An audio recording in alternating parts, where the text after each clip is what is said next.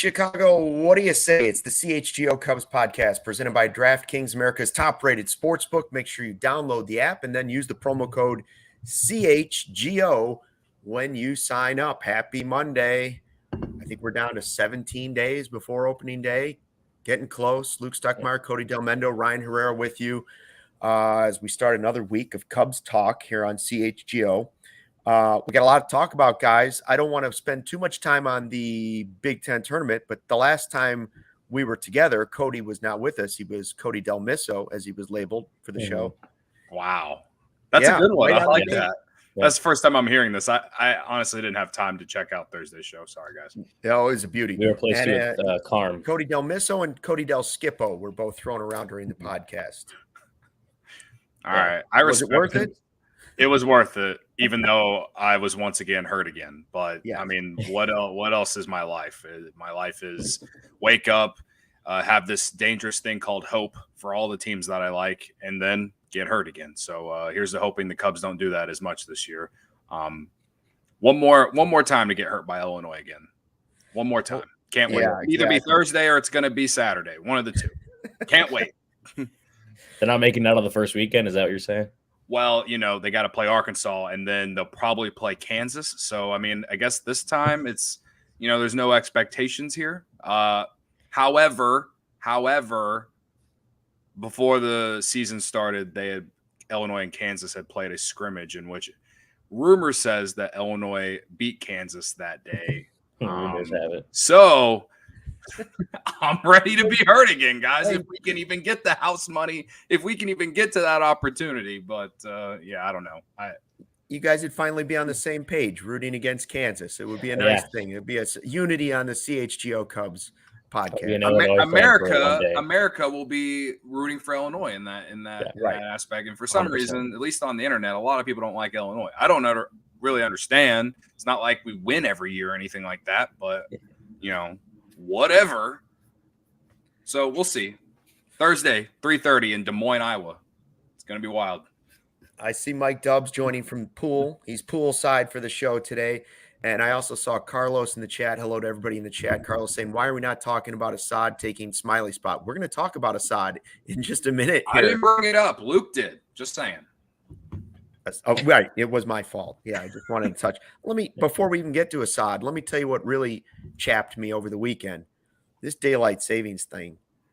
First of all, it's terrible with kids. They don't know what time it is. That part's a nightmare. But can somebody explain to me, first of all, the whole thing is stupid, but explain to me why would we not push this to like a Wednesday for losing an hour in the day? Why do we ever want to lose an hour in the weekend? Why do we ever want to make it shorter? Why not do that on a Wednesday and we can all get rid of the middle of the week that's a bunch of garbage? I didn't even realize that happened. I really didn't know. Yeah, I had no idea. We're lucky Ryan's even here. He still doesn't know what time it is. I'm just lucky my phone, it changes with the time. You know what I mean? Like, if my phone didn't do it, I would think, I'd be far behind on this right now. Yeah, Niren says, I hate farmers. You're damn right I do if it bothers my schedule. Anyways. That was the most Luke get off my lawn rant. I'm happy to take an extra hour when we fall back. But if you're going to spring forward, can't you wait to do it until the middle of the week? Why are we getting rid of it? Why are we making our weekend shorter? That doesn't make any sense. The farmers got to get ready to go on Monday, Luke. Oh, come on.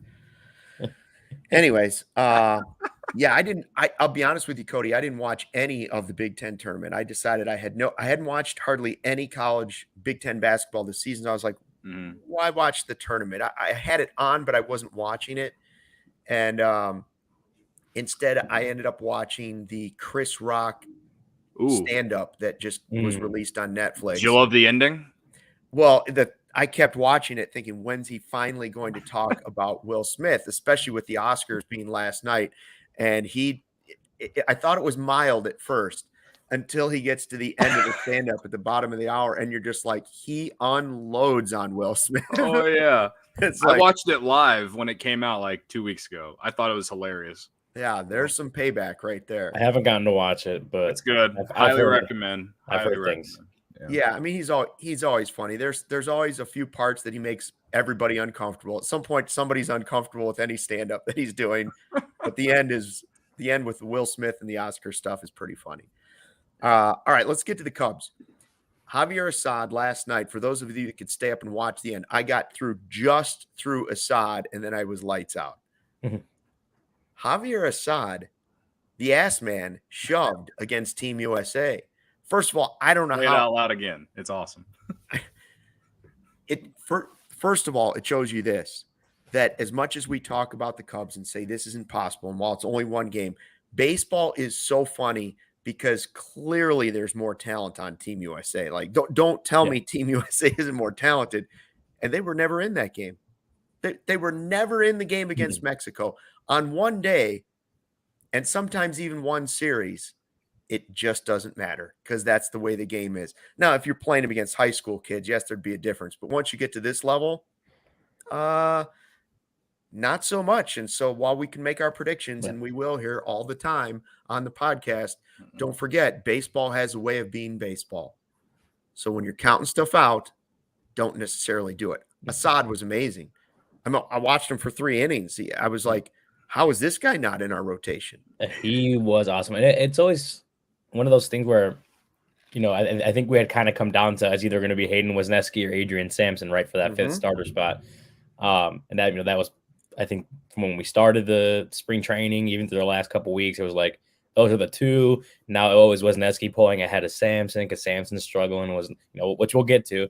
But now, I mean, Assad has pitched well. And I think one of the things, and this is what everyone on Twitter was talking about, but you go and look, he had, I think it was 12 pitches, fastballs of 95 miles per hour plus. And he only had 2 of those last season. All last season, he had 2 that legitimately touched 95. Like you can round up a couple and get to that 95, whatever. But he only had 2 that touched 95 last year. He had 12 last night.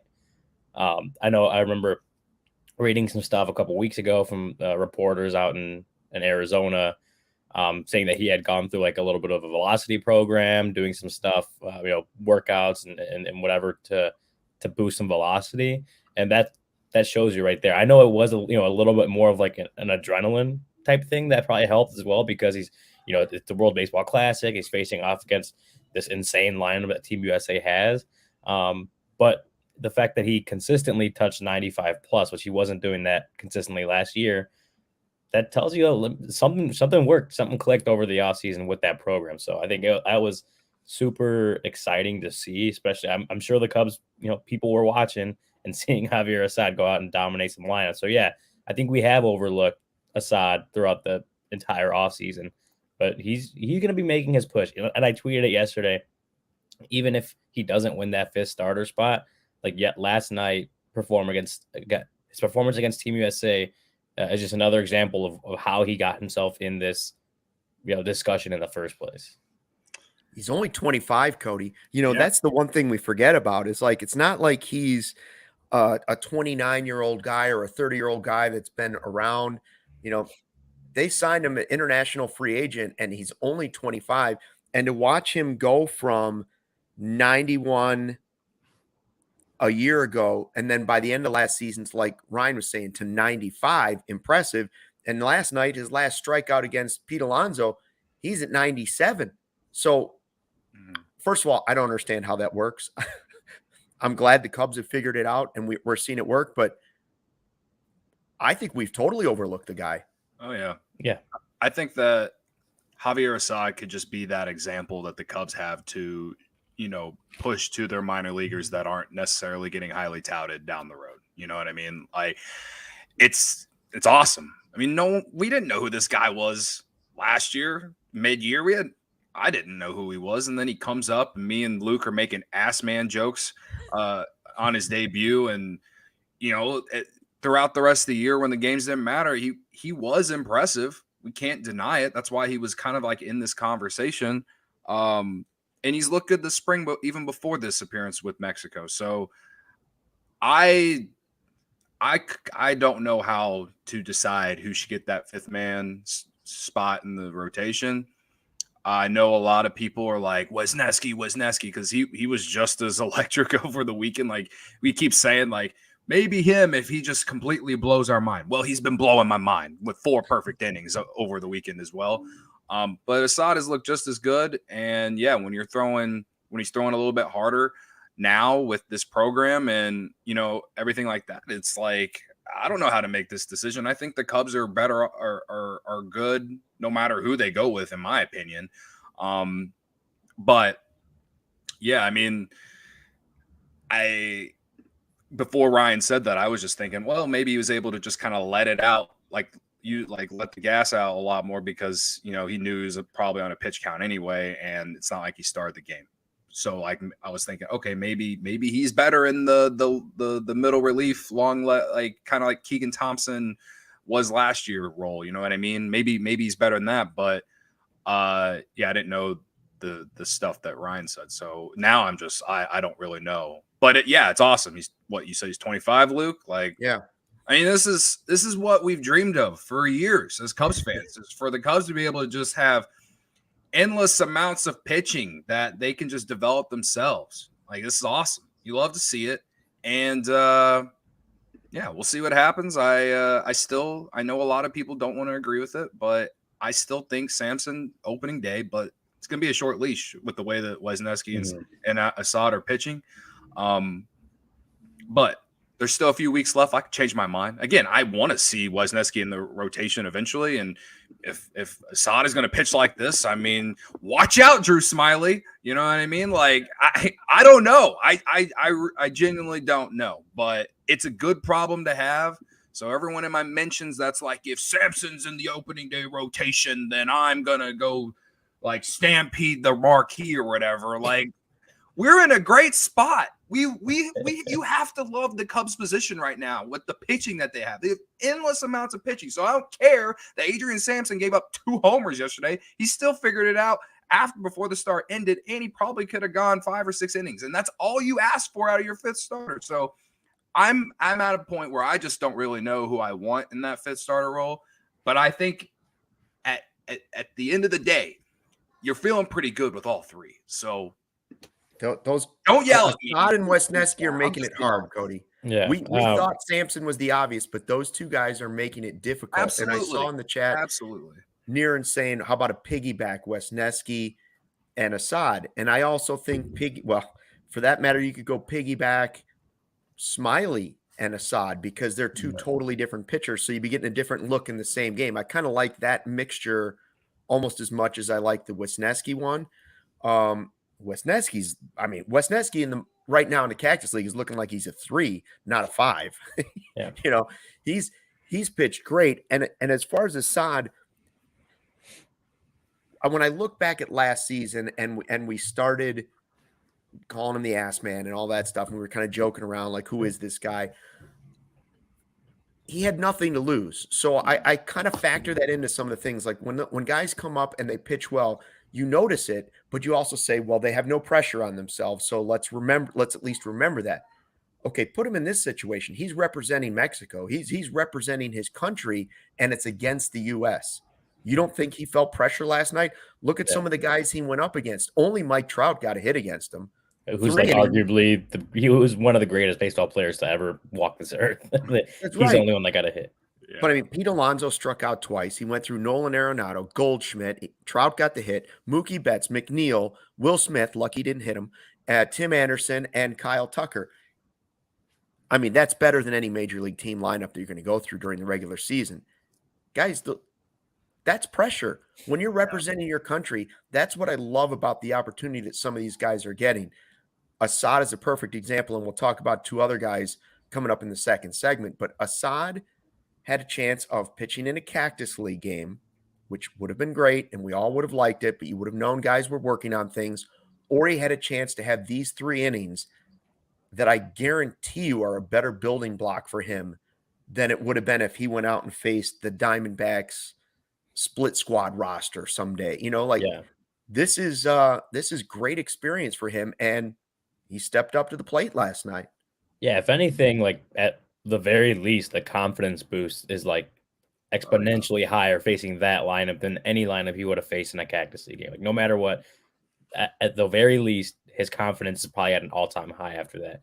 Real quick here, this is from Maddie Lee at the Sun Times. I mentioned the velocity program. He said, so this is what quote from her. Assad will also be testing the results of a velocity program and a couple mechanical adjustments he implemented over the offseason. His velocity program incorporated a core velocity belt, weighted plyo care balls, lifting and running, and when he threw, he was focused on staying closed and driving off his back foot. So that, as far as like his program, like it seems like kind of subtle things, especially the mechanics, right? Just like little subtle things that maybe you don't notice until someone talks about them. But they all seem to have resulted in something that, you know, he was looking for, he was looking to do, and can actually help him be a better pitcher at the major league level, and more a little bit, even a little bit of an uptick in velocity helps with that. So it seems like what he worked on did help. I would like to see it continue. And, you know, whenever he pitches again in the WBC, whenever he goes back to the Cubs for Cactus League games, like, I want to see that velocity continue, because then that shows you that, oh, it wasn't just like an adrenaline spot helping and giving him a little bit extra. Like, he actually did something over the offseason that leads to results that would actually last, you know? That's what I want to see out of him.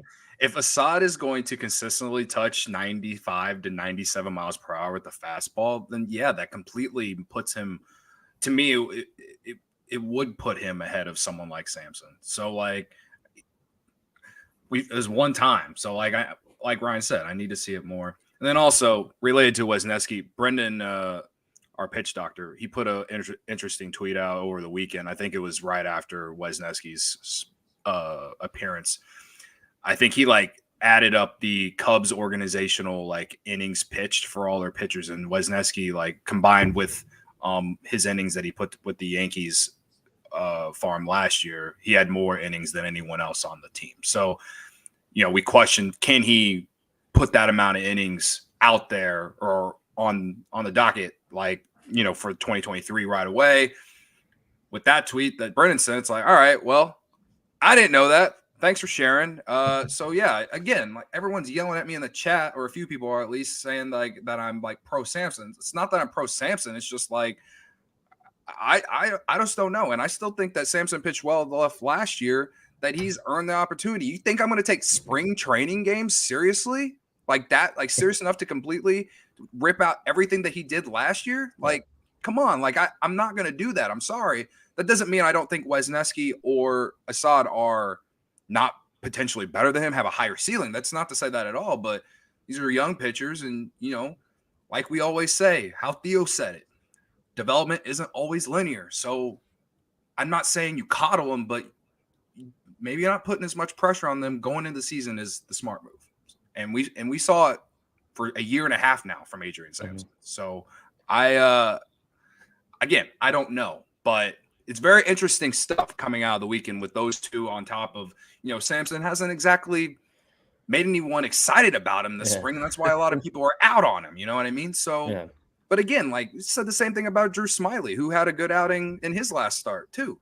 Like, so how much are you going to take in the spring training? I'll take what Assad did for Mexico last night, because it was in a game that mattered. You know what I mean? So again, I'm just very confused, and but it's a bad thing. It's a good thing. It's a good thing. Like I keep saying, it's a good spot to be in for the Cubs. And I've dreamed of this for years and years and years. So this is awesome, and I'm looking forward to seeing it all play out. And and I think one of the other things is, and you know, I put the opening day roster. I made an opening day roster projection, put it on allchgo.com last week, and I had Samson in that fifth role, Wesneski and Assad out of, you know, off the opening day roster.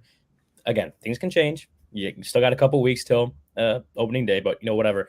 But the thing I really liked, and this is a quote that I had gotten from Jordan Bastian at Cubs.com from David Ross, would have been, you know, maybe last week or so, pretty much saying, like, everyone makes a big deal out of being on the opening day roster, and, you know, he did too as a player.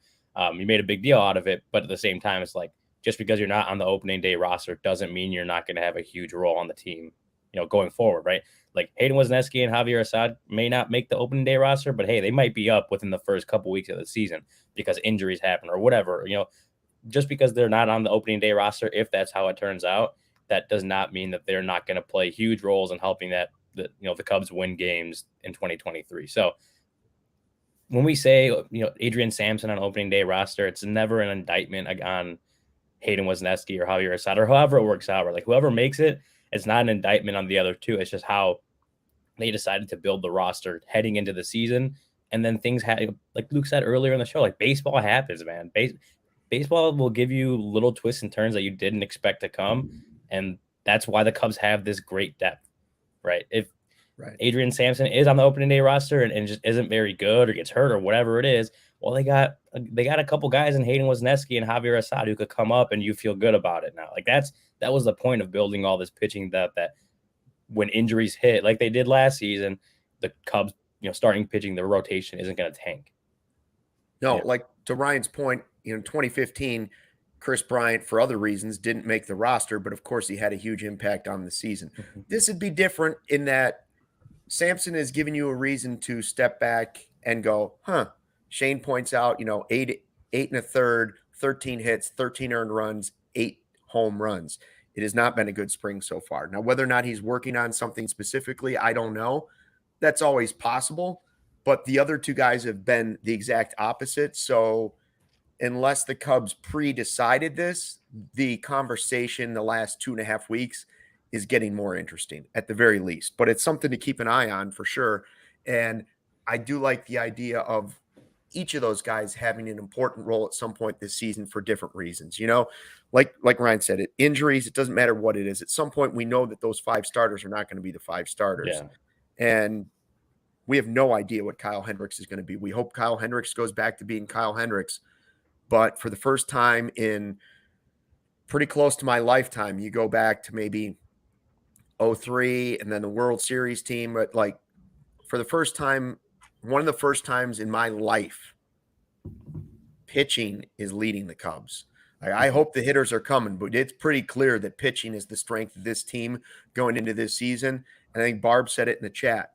Early in the season, you hope that carries the Cubs. The last thing a hitter wants to face at Wrigley Field when it's 39 degrees and misting outside is a 97-mile-an-hour fastball at their hands. That's the last thing they want to see going on. That's why you see a lot of strikeouts early in the season. It's like swing 1, swing 2, swing 3. See you later. I'm going back to the heater. And maybe that helps the Cubs out.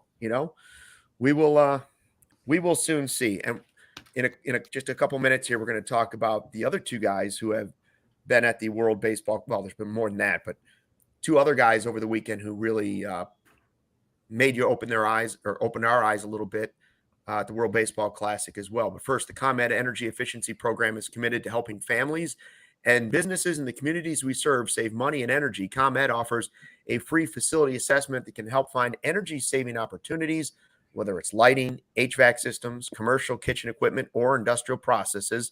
An authorized engineer is going to work with you to develop a detailed assessment plan specific to your goals and needs. These can be done in person or virtually and last approximately 2 hours. Within 3 to 4 weeks, customers will receive a report detailing energy efficiency projects that they can start working on right away.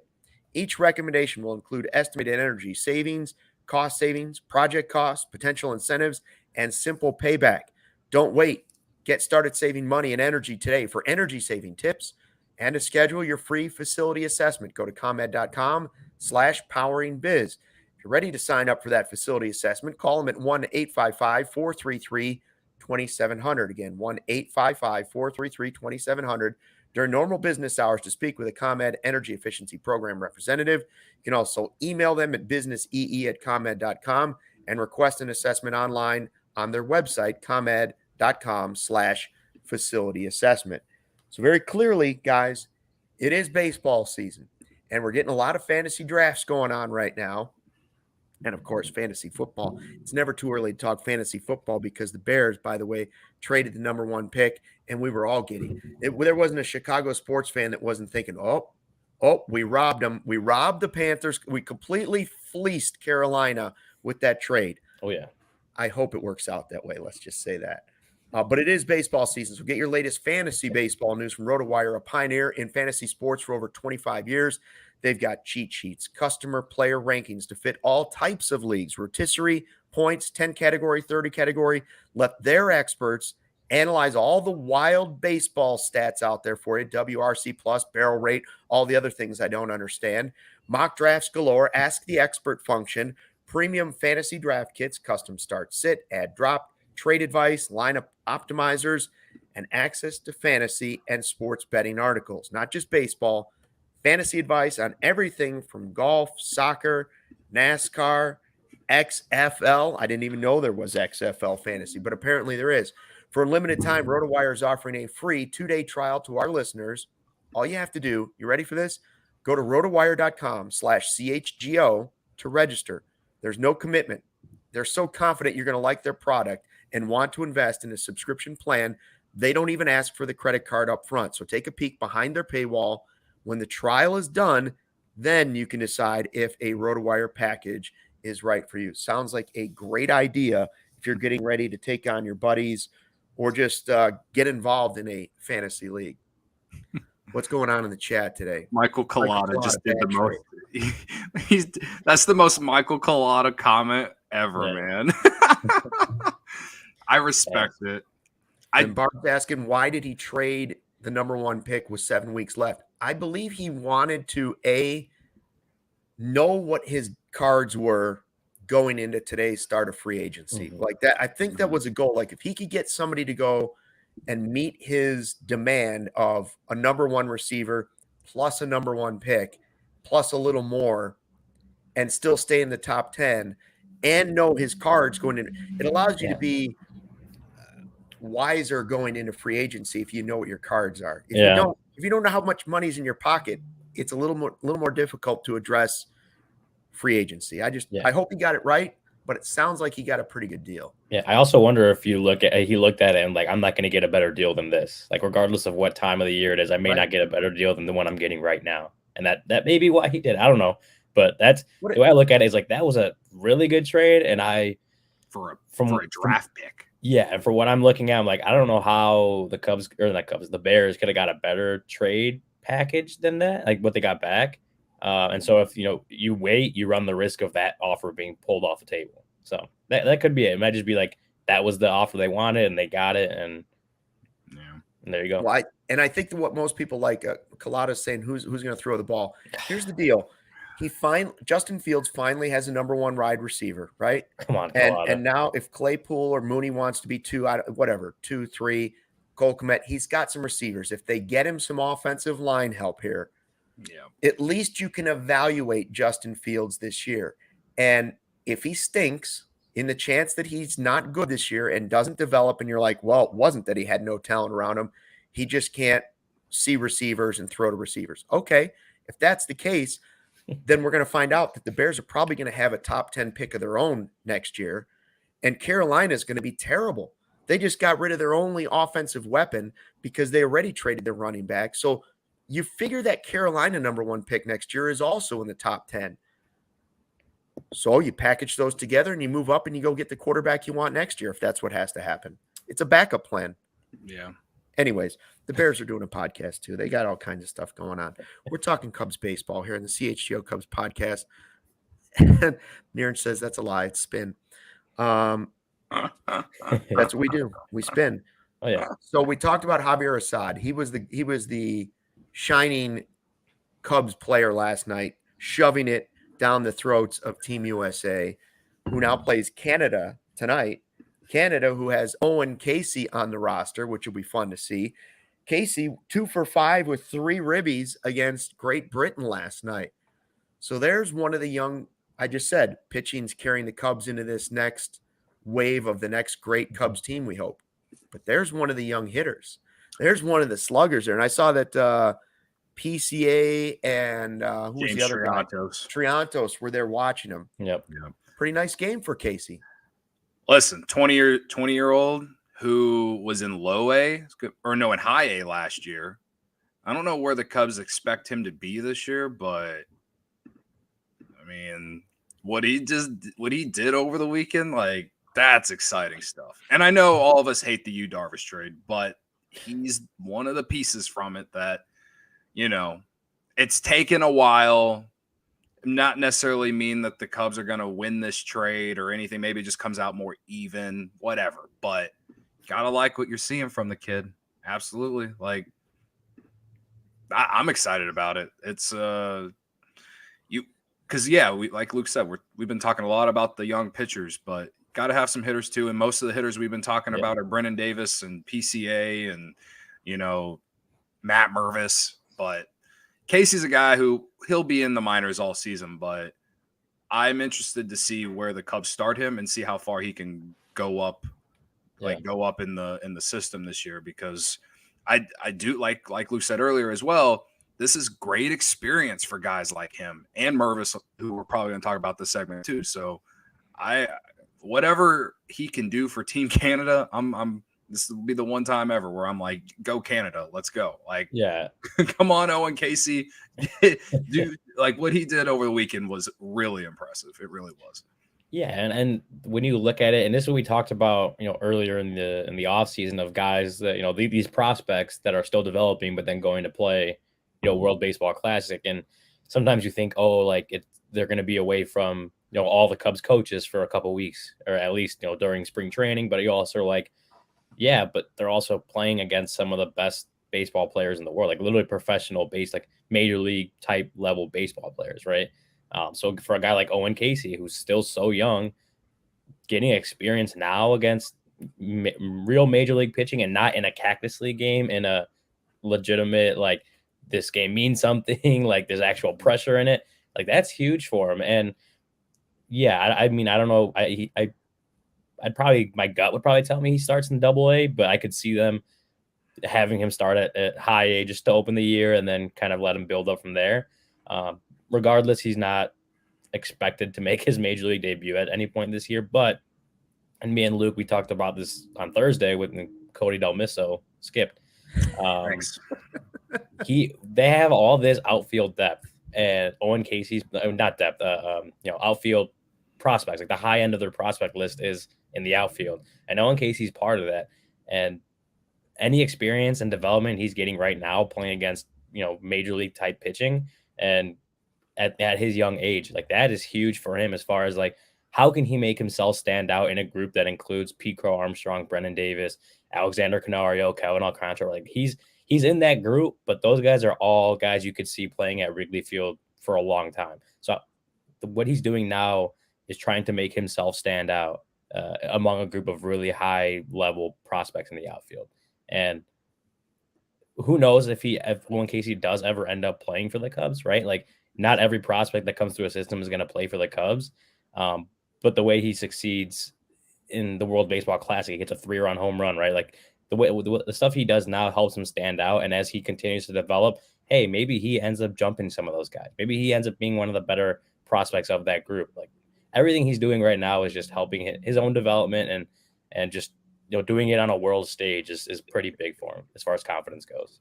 Yeah, I'd like to see that the teammates, guys that he'll be playing with, Casey, that is, there's guys supporting him, like PCA and those guys. You like to see them getting a bond with each other, and then hopefully that carries all the way to the major leagues. I know Niren in the chat has been a guy that's been hard on the Cubs, and probably rightfully so. We just don't know yet. For the 2019 and 2020 draft, he's saying, other teams have 2 to 3 guys. Mervis is the only guy from 2020, 2019, not so much yet. We'll see how the draft pans out. I will say this: whether you were on board with the trades when they happened or not, and some people were, some people weren't. I'm not telling you how to Cub. I am now fully on board with the results. I think some of these guys are going to make it. The more and more you start to see these guys, you realize that, whether you hated trading Darvish or not, they've got some guys in the system from that trade. Casey's one of them. You look at the trading Javi. Obviously, the PCA deal, a lot of people fell in love with Javi. The ones that didn't want to see him traded may never feel good about it, but you will if PCA becomes an all-star.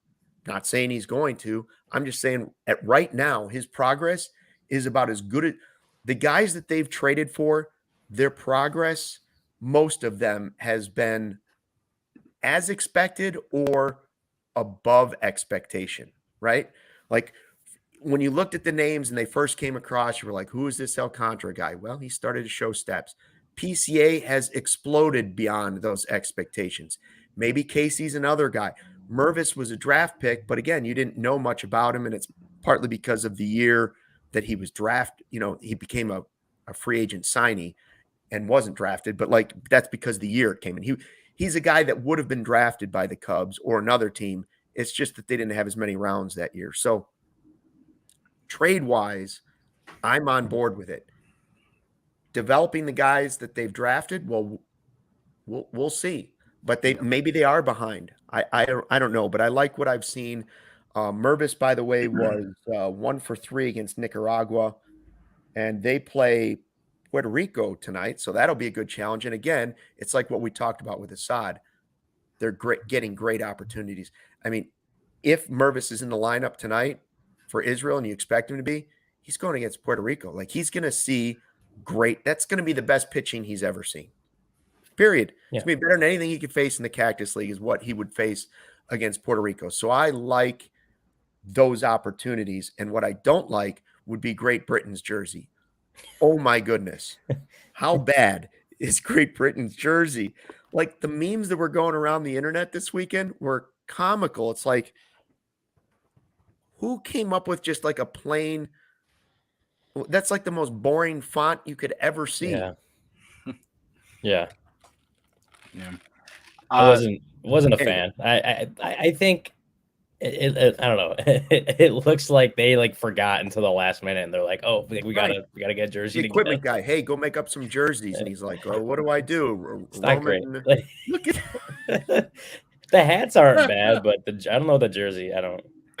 Any chance we can get to shit on Great Britain, and we'll always do it. And this is a great time to shit on Great Britain because those yikes. Just Niren said it looks like it was designed on Microsoft Word. Yeah, for real. I mean, it's outrageously bad. You could have done anything with that. On the flip side, I love Mexico's jersey and hat. Love it. Really cool. I like Puerto Rico's hat too. I think most of the uniforms were really well done. I would say like most. I don't like Cuba's though. I don't like Cuba's uniform. It's too much for me. Too much blue. Okay. But as far as young guys go, by the way, Carlos brings up another guy that we've mentioned multiple times, but Cam Sanders. We said Wisniewski. Cam Sanders is another one of those guys that he's going to make them think. He's going to have to make them think about it. Roster crunch wise, I don't know what guys will be able to bust through that line right for opening day. Like Cody said, it doesn't always matter, but like we'll see. Cam Sanders has shown that he should probably be at the major league level at some point this season. Yeah, I remember, just hearing about Cam Sanders last year. I think he, kind of went on if I'm not mistaken, went on the developmental list and kind of, did some things down in Arizona and came back as a reliever. And he was on the radar for the major leagues last year. Like when Jeremiah Estrada was still kind of coming up, and there was a few guys that were on like a list of like, hey, kind of watch out for these guys. They're AAA right now. They may have a spot or may be able to find themselves in the big leagues at some point this year. Now, obviously, Cam Sanders didn't, but he's looked good, and it seems like he's on the cusp, right? And not being on the 40-man, that kind of stuff doesn't help his case compared to like some of these other bullpen arms that are on the 40-man that could be there. But again, it's like guys that aren't on the opening day roster, they're probably going to play. Like not all 26 guys that are on the opening day roster are going to be on the roster the entire season, whether that's they get injured or, they get released or whatever it is, traded, whatever it ends up being. Those guys will not be the same 26 every single game over 162. So Cam Sanders out of the bullpen, if he continues to pitch like he has, he'll be at Iowa and he'll be one call away from making the big leagues. So I think you can probably expect that he will make his debut at some point this season. I don't know exactly when that will be, but it seems like he's near the top of guys. Like if they need a guy from AAA to come in and pitch out of the bullpen, he's probably right there at the top of the list. Yeah. No, Brandon mentioned in the Rule 5 draft. Yeah, of course it was a risk. Yeah. That was one of the ones we talked about when like Ryan Jensen was more of a surprise, but I remember we had talked, Brennan Davis, Alcantara, and Ben Brown were the three, and we were throwing names out there of who might also be, have their contracts selected so that they're protected from the draft. And Cam Sanders was one guy I think we kind of thought might be on that list, and obviously I didn't. And Cubs are fortunate that he wasn't taken. But that's he's a guy that's probably right there again, top of the list of guys that are ready to make their big league debut at some point this year. Yeah, goes back to everything I've said about the pitching. There's just so much that who knows when. Like, I don't want to say it, and because it'll just come off as like, oh, I think the Cubs will be out of it mid-season. But like, you can I think Luke said it last week or maybe the week before, where the Cubs are kind of in a position this year where they could potentially sell and buy, where, if a guy like Cam Sanders or Ryan Jensen or whoever is ready to come up, but they got to remove one of these veteran relievers, you could trade a Boxberger or Fulmer or whatever. I don't know, but I think they're in a position to where they potentially could do that. So we'll see. It's just exciting. So I think that we'll probably definitely see Jensen or Sanders sometime this year, and I hope earlier than not, because it just, to me, especially Sanders, he's proven it at every level, and he's looked good this spring as well. He's been very exciting. He's got the vibe. You know how I am about vibes. He's got that vibe.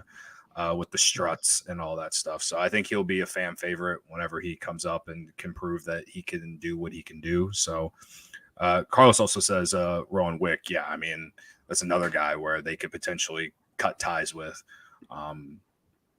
who also really hasn't been that impressive to me this spring, but I don't know what they're going to do with him. So with all these options that they have, it's not the biggest deal in the world. So yeah. We'll see how it all plays out. I understand everyone's like, we want to see the young guys. But you got to have some vets on here too. And you got, and even though Rowan Wick even was kind of up and down last year, he's got major league experience. And you need guys like that on the roster. So, we'll see what happens. Look at what Efros brought you back last year. There's a guy that was a reliever that was good, and you thought, well, they're not going to trade him. Look what they've turned him into. But if they are in some sort of crunch, or even if they're in the mix, the reason I think they could be both buyers and sellers is that if those young guys are pushing enough and you think that they can take those spots, I'm not going to say you're going to get a Wesneski, because there was a lot of service time left with Efros, but if you can turn Boxberger or Fulmer, whoever it might be, somebody into a good prospect down the line, probably getting ahead of ourselves, but it doesn't sound like a bad plan. I saw Barb mention Marcus Stroman. Well, that's a much bigger fish, obviously. Yeah. But if you start having guys competing, and they're like, if Assad were to continue this, whether it was at Iowa or at the major league level, and Wesneski jumps in and he starts doing, what if Killian finds that control and it starts doing well, and guys start pushing the major league level? They'll have to think about some of that stuff. Well, yeah, it's definitely tough to predict like a team that's above 500 in the division race, and they're like, oh, they should still sell it. Like, that's so hard to say. Yeah. But I see where you're coming from. Is if you have guys like Cam Sanders or pushing for that bullpen, right? Like, does that make maybe Brad Boxberger, Michael Fulmer, who would they be expendable at that point, right? Like, it is a weird dynamic, considering the Cubs aren't in a win now mode right now, but they also might be better than being sellers at the deadline. It's a weird kind of position that they could find themselves in. If they're in it and they need a bat, for example, I don't know what position, but just say they need a bat, which that would not be surprising considering how this team is made up. And your bullpen is one of the best in baseball. Your starting rotation is not the best, but it's got depth, and they're doing the job. Because if they're in it, as in 500 or just hanging around that wild card chase somehow, some way, it's going to be because of those two things. So if that's happening and the Cubs need a bat, then a guy like Boxberger and Fulmer, they do become expendable, and you're able to sell for maybe a bat, one of those guys, but it's almost like they're buying at the same time. You know what I mean? Like, because of the depth that they have in the pitching. So that's kind of the way I look at it. And obviously you got to play the games and see what happens. But that's the perfect scenario. The perfect scenario is young guys start to develop at such a rapid rate that they're forcing out one-year guys, veterans that have just a little time left that are good and can get you something back, but are also replaceable. So whether that's Drew Smiley or whoever it might be, that would be the perfect scenario for the Cubs. It might even be a Cody Bellinger plan if everything went perfectly for guys in the outfield. But I said I wouldn't get ahead of myself, and I won't. Okay, I already did. Too late. I was getting ready to say, me and Luke have basically already stated that we expect this team to be in it. I do. It is. We have basically said it without saying it, that we expect this team to be in it. And if this team is only selling at the deadline like they did the last 2 years, then some major shit went wrong.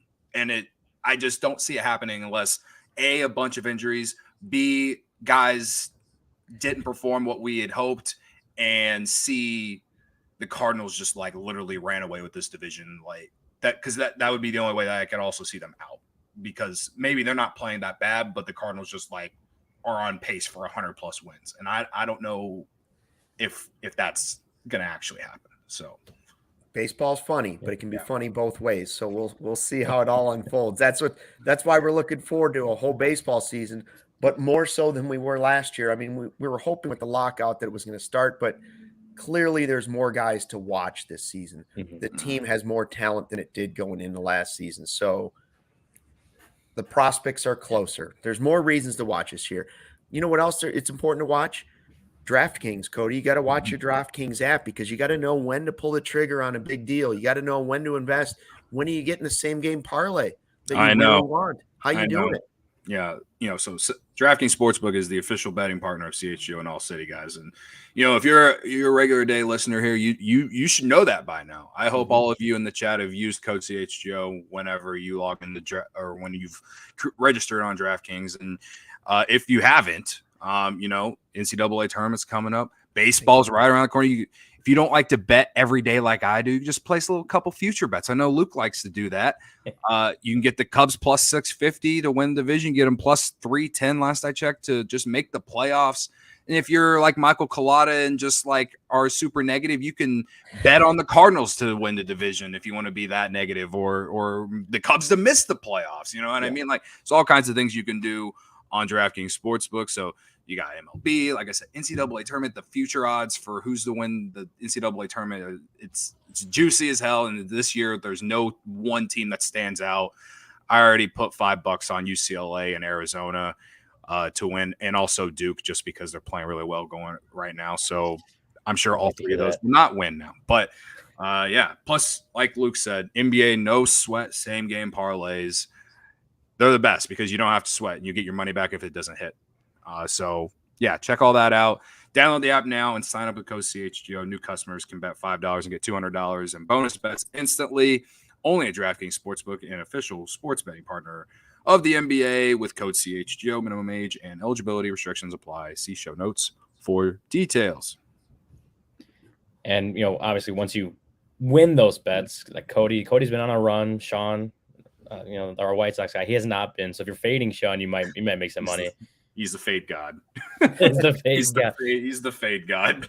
So when you win those bets, take some of that money and go, shop on FOCO. Chicago, you've already got the best coverage for your favorite teams. So get fitted out in the best sports gear around. FOCO's got you covered from Soldier Field to the living room, north or south side, with hoodies, slippers, signs, bobbleheads, and everything in between. Get decked out like DeMar with apparel from the leader in sports merch and collectibles, FOCO. Looking for the perfect gift for the football fan in your life? FOCO's got you covered with hoodies to fight that Lake Michigan breeze. Check out FOCO.com or click the link in the description below. For all non-presale items, use the promo code CHGO for 10% off. Could have used some FOCO hoodies. I didn't have one on Saturday, and it got cold out. Oh, yeah. I was wearing my G Baby jersey with a CHGO shirt under it, and it was not warm enough. I was walking the streets of Chicago, freezing my ass off. It was not my greatest idea, but yeah. Dustin Allen pointing out, I don't want to forget 50 straight days of hashtag Mike Dubs. I already did mention that he was out by the pool. I haven't seen any more comments, so I'm wondering if he's taking a dip and doesn't want to take his phone into the pool. Yeah. Maybe the swim up bar he's probably at in Arizona. What a dedication it would be, though, if he did watch us while in the pool, because I think that would be dedication to the CHGO Cubs. But yeah, or if he were at the swim up bar and he actually, what do they call that? Apple cast his phone up to the TV, and so everybody was watching our show at the swim up bar somewhere in Arizona. Maybe he's staying at the Phoenician. He seems like a high roller, Mike Dubs. Like he'd be at somewhere fancy like the Phoenician, 5-star resort. Big wigs floating in, players' wives in and out, Makes girlfriends of the players, right? That's the type of place he would. Barbara would, what we always say this after the show, that Barbara's like the wild card in this chat. Yeah, for sure. And she said, "Can you please do a segment to show how the sports book on Addison and Sheffield will benefit the team? Thank you." Well, Barbara, the way the Cubs are pushing it is the money that comes in through that sports book will go back into the organization. We'll see if that actually happens, but we'll never really know until another 5 years down the line where they have to pay a bunch of people or decide to pay a bunch of people, I assume. Yep. But it's going to benefit the fans if you're going through the experience and you want to be somebody who's going to be checking benefits us because we might be doing some stuff there because it is a DraftKings sports book. So Cody's going to have his own chair. I know a lot of people, as in Cubs fans, aren't excited about this, and they think it's just Ricketts trying to take more money from Cubs fans. But everyone in sports is doing this. Yes. I mean, they have a sports book at the United Center that I went and checked out when I went to the Big Ten tournament last Thursday. It's just part of sports. This has nothing to do with Ricketts wanting to take all our money, blah blah blah. Outside of everyone else is doing it, so why not? So, I hope that the money that they get from the sports book throughout the next 5 years goes back into the team. I genuinely do. But I know Michael Collada doesn't believe that, so I'm not going to try and change your mind. But that's how they pushed it at the Cubs convention when someone asked them about it. So Collada says the guys in the Blackhawks podcast here at CHGO say that he's positive. I could vouch for this. He's been very positive here. I'm just noting that since the time change today, he's a little crankier, and I fully understand it because I'm the same way. Yeah, I've been laying down during this entire show, so I know exactly where you're coming from. No, he actually has been very positive on the Blackhawks podcast lately. He's a man of integrity. He admitted he was wrong about Luke Richardson. I got to give him a lot of props for that. So, I saw that. All right, good on Michael Collada. All right, well, now you got to change him on Justin Fields because when he said that there's no one to throw to DJ Moore, I wanted to punch the screen because I was that's a tough ask. I don't know if I can. Barbara doesn't want you to punch anyone. We're gonna get him to change his mind on Justin Fields. Justin Fields is my quarterback. He should be Chicago's quarterback, and I'm excited to see what happens next season for the Bears. So, but again, very, very the integrity part of Michael Collada being positive on the Blackhawks show. Big of integrity. First word is integrity. The second word might be bitterness, but that's a whole nother story, Michael. We still love you. You're still the godfather of the CHGO Cubs podcast. So March Madness is underway, and I told you I didn't really watch the Big Ten tournament, but I did see that Matt Painter, Purdue wins it. The head coach lifts up his shirt, and instead of showing us his belly button, we see a Fly the W shirt. Is that it? The W flag, and he says Cubs, baby. How about that? Cubs, baby. So I'm sort of pulling for Purdue a little bit in the tournament. I haven't filled out my bracket, but I got a little more love for the Boilermakers than I did before, which will make Greg Braggs happy. And by the way, have you seen the dope merch we unveiled today? Have you seen what's hot at the CHGO locker today? Speaking of, look at that, Mr. Braggs, brick by brick, exclusive. Get on board with the Bears fans now. You're at the bottom. You're building now. After that, trade by polls. Get your brick by brick shirt, allchgo.com. The hoodie is exclusive for diehards only. So again, a lot of reasons to sign up to be a diehard. There's another one. The exclusive hoodie right there. That merch only available to diehards. You also get the card. You get the discounts on the merch, discounts to the events that are coming up this year. And you get to see all of Ryan's articles, stuff that Moriano is putting out about the Bears. Jared Willis will have some stuff that'll probably be behind the paywall this year. A lot of Ryan's stuff has come from behind the paywall, and you can read it. But there are exclusive articles, just like there are exclusive merch opportunities like this one.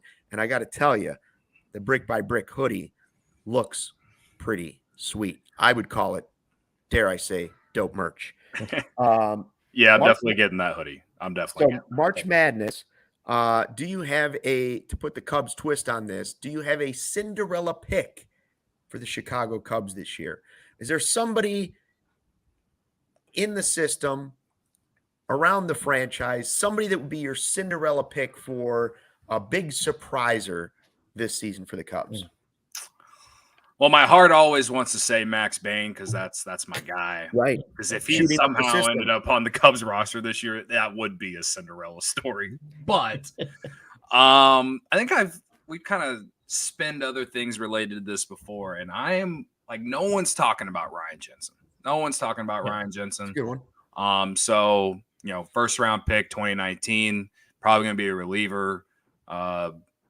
I think there's a lot of upside there, and we've been talking about relievers on the show a lot today. So Ryan Jensen's a guy that he would definitely be like a Cinderella type because, again, no one's talking about him as much as other guys like Mervis and even Cam Sanders and, all these other prospects. So yeah, I think Ryan Jensen could make some sort of noise on this team somehow, some way. So that's my Cinderella pick. Brian, I think my pick is Caleb Killian. I think that would be a Cinderella story. Last year he was probably the most hyped starting pitching prospect in like 20 years, right? When he was kind of coming up and ready, he had that really solid debut against the Cardinals. And the next two starts that he made weren't very good, and he never, he went back down and never came back up, and he fell off a lot of people's radars, especially with the way some of these other prospects have been pitching. Wisniewski, even Assad. So Caleb Killian kind of fell off a lot of radars over the last 7 months, however long it's been, maybe a little longer than that. I'm not good at math, but I think he's still squarely in that mix for like AAA, starting pitching depth. And so if injuries happen or guys get traded, whatever it is, I think he has a good chance, again, of being one of those guys that gets the first call back up. Being on the 40-man roster obviously helps with that. But being one of the first guys they bring up, if need be.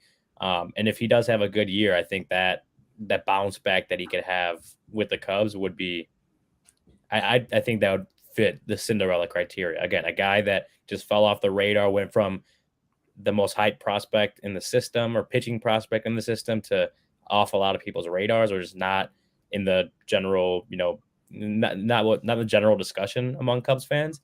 If he were to bounce back, I think that's a Cinderella type story. I just came up with tomorrow's podcast. Tomorrow's podcast, we are going to do a CHGO Cubs March Madness bracket. Seeding everything, because I think a guy like Javier Assad is like a 12-5 matchup. He's in there against somebody that really thinks they're going to have an impact, but Assad could be the guy that shoots ahead of him. So maybe for a segment, we do our own March Madness Cubs bracket. If I had to pick a Cinderella, like a 15 seed right now, somebody that's going to actually make some noise, those guys are all good. I'll tell you who mine would be, just because I think he's been forgotten. And I still think it's Adbert Alzolay. I still think Alzolay could have an impact. A guy that was, maybe a preseason pick a couple years ago for some teams, but I think he's going to get his opportunity, and that he might finally have the right role and be healthy. And if that's the case, you're going to see why he was a top prospect for the Cubs always. Yeah.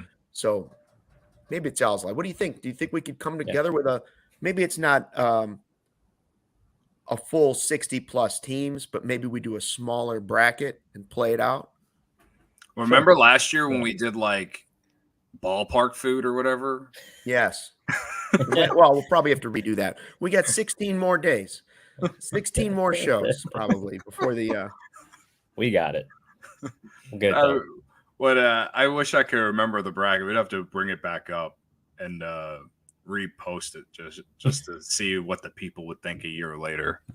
But the good time. 12 seed, the ass man shoves his way to the majors. Yeah. Could happen. Could be. Could happen after last night. Do you have a craziest thing that could happen? Like as in March Madness, the craziest thing that could happen this season? Yeah, they win the World Series. Well, that would be. I think that's the craziest thing that could happen for the team. I would say the craziest thing, like if it's not the World Series, then like winning over 90 games. If they somehow like pulled a 2015 Cubs, because that team had like this similar expectations. If this team does something close to that, that'd be crazy enough, because they don't like, if they win the World Series, my God, will this company just take off? I mean, it's already going to help with the Bears, but like, holy shit, CHGO Cubs will be taking over the city if the Cubs win the World Series with this team. But sure. If they win more than 90 games, I would say that would be or along those lines of crazy that you're asking. So yeah, I don't know what it is. I see. First of all, Colada says about Alzolay, my pick. He says he's been watching the Cubs since '57, and Alzolay is tipping his pitches. We're gonna want to pass that along. If that, we'll tell him, hey, Colada, send us some more specific info, and we'll send it along to the Cubs. We'll get it to Max Bain, who'll get it along to Alzolay, and we'll work it that way.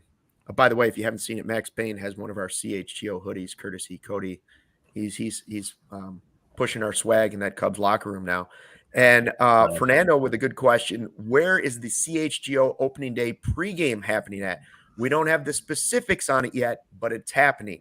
I've already had conversations. We've heard some of those conversations happening. We just don't know the actual location and time. But will we be out there around Wrigley Field for some sort of activity? Yes. So stay tuned to this podcast live at 1:20 every single day. By the way, 1:20 Tuesday, we'll be here. I'm working on that bracket the rest of the day. It is not going to be a kegger at my house. That is not happening. Don't come to my house. One more thing before we get out of here. So Cubs fans who listen, they might know who Matt Minnis is. He's Mbone, the guy. His Twitter handle is Mbone something. It's a couple numbers. Anyway, he's the guy who streams himself watching sports, and he's a huge Cubs fan, so he streams himself watching sports. We try to get him on the show, but he lives out in Arizona. His girlfriend lives in Toronto. Anyway, they're in Chicago. They've been in Chicago this weekend. I'm going to go meet up with them at Sluggers later tonight. And so in the process in the process of planning this, he was texting me. And again, he's not from Chicago. I think his family is originally, and that's why he's like a Cubs fan, but he lived in Texas his entire life.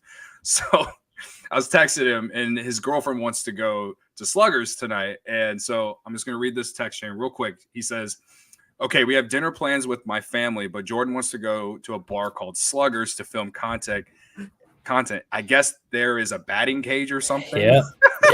And I was like, LMAO, a bar called Sluggers. It's only like the most famous bar in Wrigleyville. And he's like, is that close to you? I don't want to make you drive far. It's like, it's not far from me. It's right by Wrigley Field. And then asked if I was down to meet there. So I just thought it was funny to share because he's not from here, and he just didn't realize that, Sluggers is one of the more popular bars here in the city. So shout out to him. And he's reel him in, Cody. Reel him in. Reel him in. Reel him in. Podcast. He has one of our shirts. He texted to me one time after he bought it. So you already got the hook set.